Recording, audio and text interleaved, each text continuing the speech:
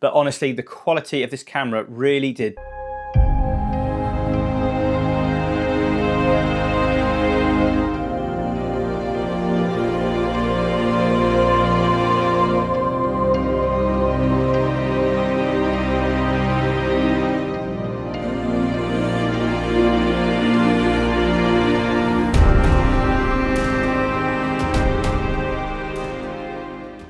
So guys, welcome back to the channel, and today we're going to do another review on a Browning trail camera. This one is slightly different.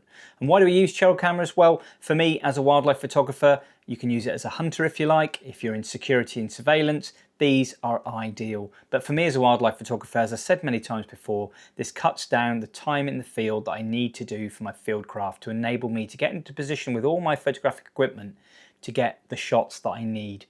So tracks, trails, viewpoints, nests, dens, earths, you name it, these are absolutely superb. You can narrow down the time in the day that these species are most active, whether that's birds or mammals.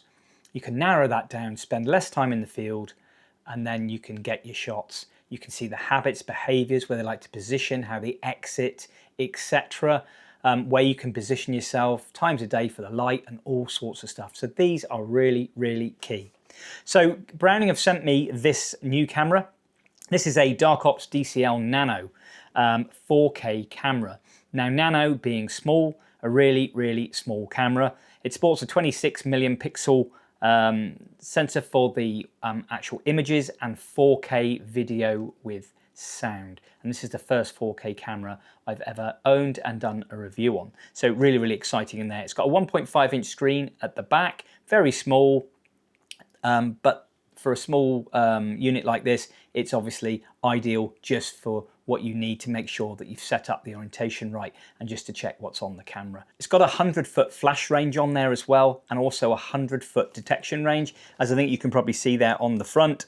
So a really, really good detection range. Many of them I've done before have about an 80-foot detection range, and some have 110 infrared beam range, but this one's got 100 as well. I'm just going to go through the back sort of verbatim just to read off a few other stats.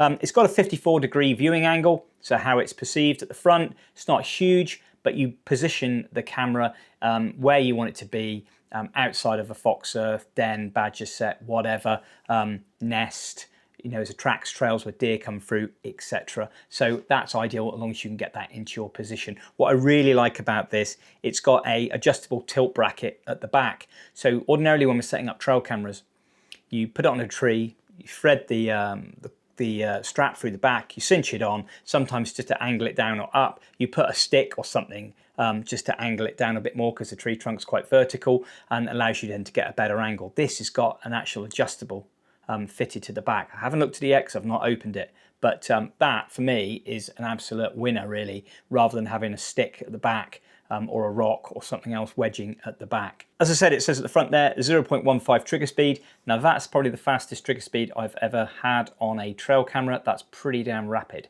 and the recovery time on that is 0.35 seconds recovery time, which is so rapid. It'll take up to a 512 gigabyte SDXC card, so the latest cards, and 512 gigabytes is massive. It takes 6 AA batteries, and it's been rated, unbelievably so, on fully charged, probably Energizer lithium batteries, which are the best for these cameras, 15,000 images on one lot of batteries, which is insane amount. It does rapid shot and all that sort of stuff, and there's loads more stats on this at the back, but I'm not going to read it all out to you guys. Needless to say, giving you the key features of the camera. It's also got a 12 volt extension at the bottom. You can plug an external source in there, and it's also got an area you can plug in for a solar panel, as well as with all Browning cameras are compatible with an additional solar panel, and you can see that on the screen there. But I'm just going to go through just to see if I've missed anything there. Movable battery tray as standard, multi-shot up to 8 images. Yeah, we'll go through, open the box in a moment just to see what it's got inside, but I think that's pretty much it, guys. It does time lapse and all that sort of stuff. A lot of these cameras do that anyway. But in a nutshell, it's 26 megapixel sensor for the images, it's 4K, trigger speed is very, very fast at 0.15 and the recovery is 0.35, and that is really, really nippy. So what we're going to do now, guys, is just open the box, see what we've got inside, and have a quick talk about it, what the initial look is and how I feel about the camera itself, and my thoughts, and then I'll let you know what we're doing next.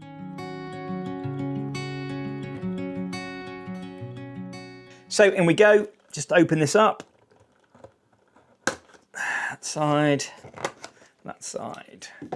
Okay. Always like opening new products. Right, here we go.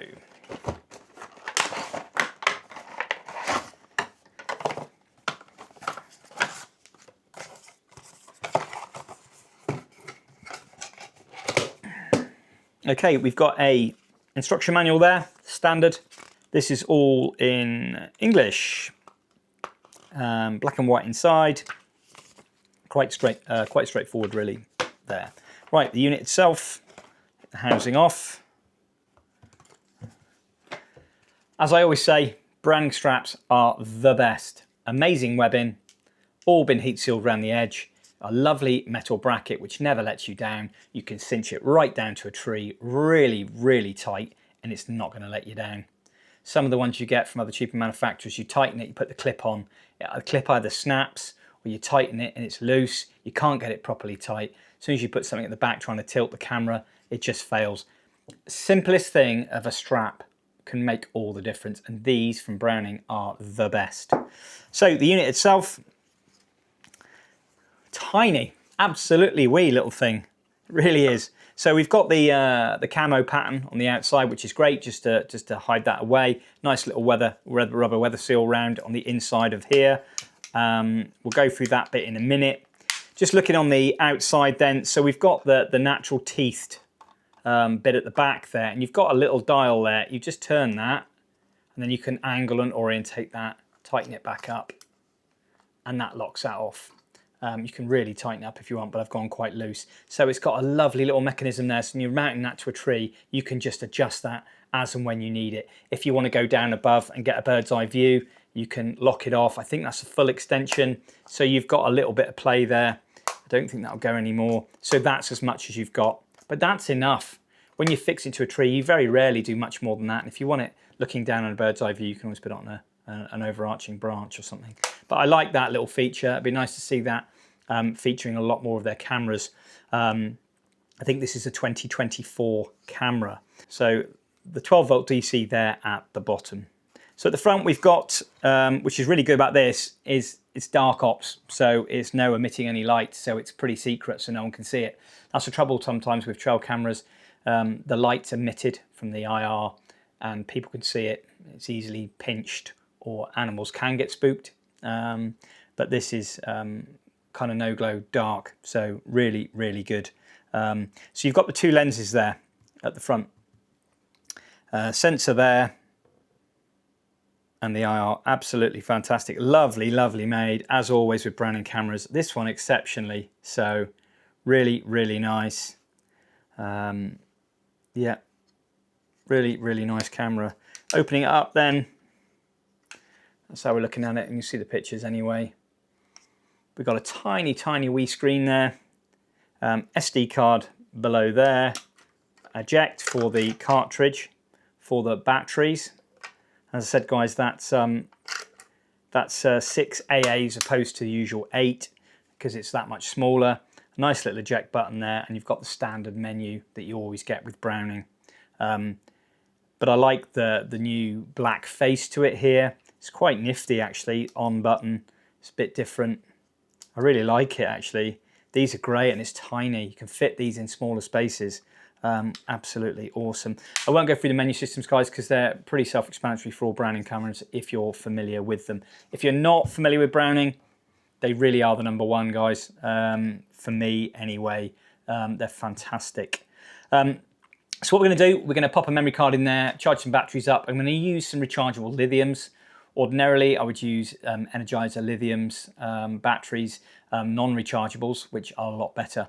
But I'm going to use lithium rechargeables for this and leave it in situ for a week to 2 weeks to see how we are. And then hopefully I've got a perfect spot for it, and hopefully be able to go through then my final thoughts of the camera, how it performed, the sound, the 4K, and the stills as well, and just talk through my final thoughts on the camera itself, and links, etc. But I'm really excited to be able to do a 4K camera. I really am.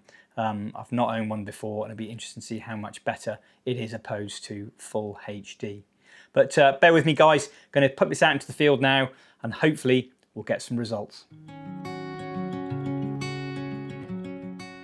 So guys, we're just going to install this camera into a small little bit of woodland here, where I know that there are deer that lay up, and raccoons, foxes, all sorts of mammals, and maybe birds as well. There's wild turkeys in here and all sorts. So just going to get in there now, get the camera set up. So found a little suitable spot, guys, to install the Browning DCL Nano here. Nice and small, no glow, absolutely ideal. Tiny, tiny little camera. So I pre-set it up at home, all good to go. I tell you what, I love these cameras. These are lovely. Just got to make sure everything is set up. Date and time's correct. Mode, video, capture. You've got a motion chest button there as well, guys, which will give you a little blink indicator when it's sensing motion, so you can just test it. But I know it's going to work in here for the distance. And this is a track that's coming through here, and there's deer slots, and there's also foxes and stuff that move through here. So this could be an ideal spot to place the cameras. So guys, I don't bait to get anything on the cameras. So this is all captured naturally.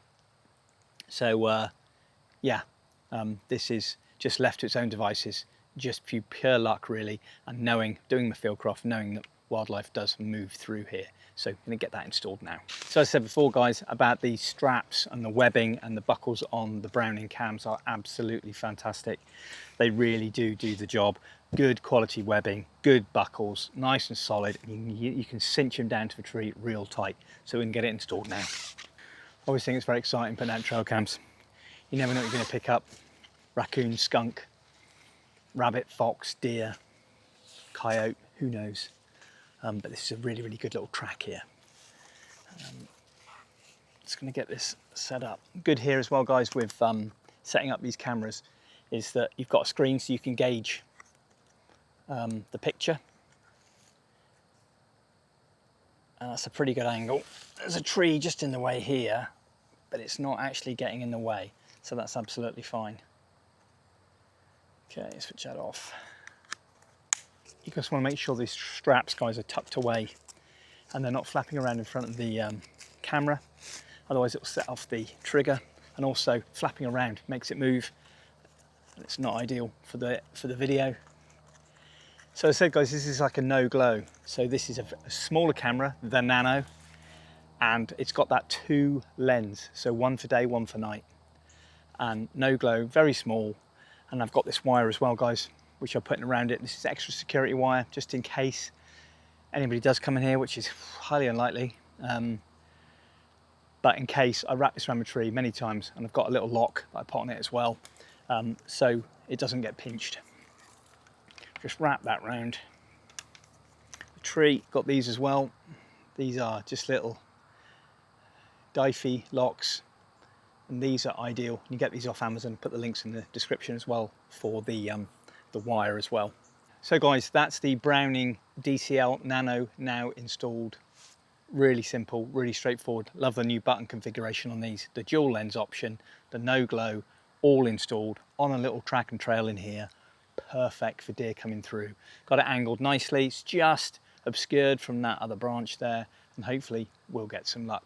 So what we're gonna do now, guys, is gonna head back. Gonna leave the cameras in situ for a week, 10 days maybe, and then we'll come back, pick cams up, take them back, and then we'll look at the image quality, see what we've got, and just talk about the sound, the quality, and then final conclusions of these awesome little cameras.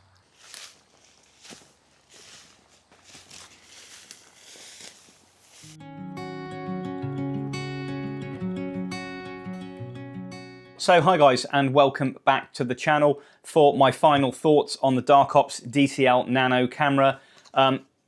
This was the best camera I have ever used, without a shadow of a doubt. The battery life on it was absolutely incredible. It was out in the field for about 16, 17 days, and it's just now gone down below 100%. And I had an awful lot of captures on this camera. Bear in mind, this is a 4K camera. It's got 6 batteries. It was absolutely incredible. Really, really good battery life. And there's a lot of activations on there. I really liked the fact that it had the tilt at the back for the bracket at the back, so you don't have to wedge sort of branches and bark and stuff in the back to orientate the camera to the better capture arc, so it's not too high or too low. That was really, really good. A couple of times I got on the tree and thought, oh, now I need to get a stick. And then I looked at it in the back, just undid it and just tilted it, job done. So that was really, really good. The screen, obviously inside it, was a smaller screen, 1.5 inch, which to me wasn't really a deal breaker anyway, because it just gives you an indication when you're setting up the camera. But I said you can always use your mobile phone when you're doing that if you haven't got a screen on there, like the review I did on the Defender Vision Pro live stream. Check that out, guys, in the link above if you haven't seen that one. Really, really good camera also. But honestly, the quality of this camera really did blow me away. It was absolutely insanely good. I don't think I've ever seen a camera produce images and video quite like it with this camera, and at night as well. Had some really, really good activations with some nice close stuff as well. I like the minimum focus distance on this as well. I had some mammals come quite close to the camera, and the detail in the ears and the light shining through the ears was just so good. I really was speechless. Can't fault this camera one bit. Absolutely can't fault it. I really can't. You know, it's just a great little bit of kit, and it's nice and small and dinky as well. You can get that set up. But yeah, and also the no glow situation is really, really good as well. I didn't see any animals have a look at the camera, get flushed by it, run off, smell it, nothing. They were just, it just went about their daily business. It was really, really good, and I'm so pleased with some of the captures I got. Now, initially did the install in the field. I moved it from that location to 2 other locations over the duration of just over 2 weeks. Wanted to capture different things, and it was in the first location it wasn't producing enough, so I moved it to a very remote woodland, and I had a lot more success with it. But that dual lens tech as well, guys, was really, really good, where it activates with one lens in the day and another lens at night. Didn't get loads of night activations with this one, but I did get a surprising mammal on there, which was kind of cool, and I'll let you see that at the end. But no, all in all, absolutely blown away with it. The sound on it was really, really good too. It was in a ravine, so there was no windage in there, so it wasn't getting any distortion on the mic, so that was really, really good. Yeah, and as I said, guys, you know, I think this one for me is probably my all-time favourite trail camera I've ever used. So my thanks to Browning for gifting me and sending me the Dark OPS DCL Nano for review today. I've really enjoyed it, and I honestly would wholeheartedly recommend this to anybody looking at getting a trail camera for good results. As a wildlife photographer, for me, I could probably use those video files in some of my YouTube videos when I'm putting together an in the field video. They really are that good. That 4K 30 is just superb. But that's pretty much it for me, guys. Any questions, please leave them in the vlog description below. If you don't subscribe to the channel and you fancy giving the channel a watch, please click that all-important subscribe button and like if you could, and leave us a comment and share. If you also want to share it with your friends, please do. It's always really much appreciated. As I said, guys, check out some other reviews on the channel. Plenty of photographic reviews, trail cam reviews, and I've also got Trail Cam Tuesday, where I put out all the videos for the month home in the UK in my ancient woodland, and I get those sent to me, and I put them out every month, as well as videos on Trail Cam Tuesday for here in Canada with all the cameras I've got here. But for me, guys, thanks very much indeed for watching, and I'll see you all next time.